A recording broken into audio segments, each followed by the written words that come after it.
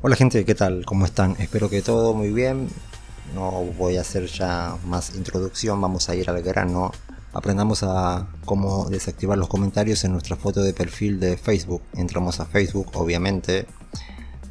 Ahora, en la foto de perfil aquí, miren. Ahí. Así nos lleva a nuestro perfil, obviamente.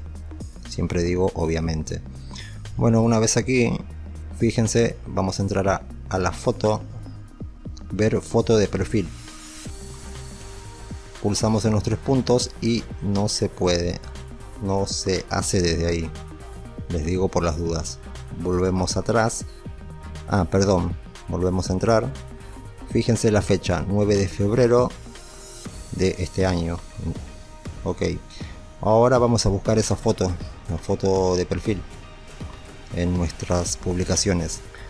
No vamos a estar buscando todo, podemos filtrar. Miren aquí, filtros, entramos. En este caso la foto es del 9 de febrero. Ir a, dice hoy, pulsamos ahí. Ahora aquí miren, abril, marzo, febrero, ahí está, 9 de febrero. Lo marcamos, pulsamos en aceptar. Ahora en listo, aquí abajo. Suscríbanse a mi canal, por favor, se los pido, ¿sí? Déjenme su comentario, un like, compartan este video. Y si desean aprender más cosas sobre Facebook, aquí les voy a dejar una lista con muchos videos. Ok, tocamos en listo. Bajamos un poquito y aquí está, miren, la publicación. Ahora sí, pulsamos en los tres puntos. En estos. Y aquí está la opción, miren, ¿quién puede comentar tu publicación? Entramos ahí.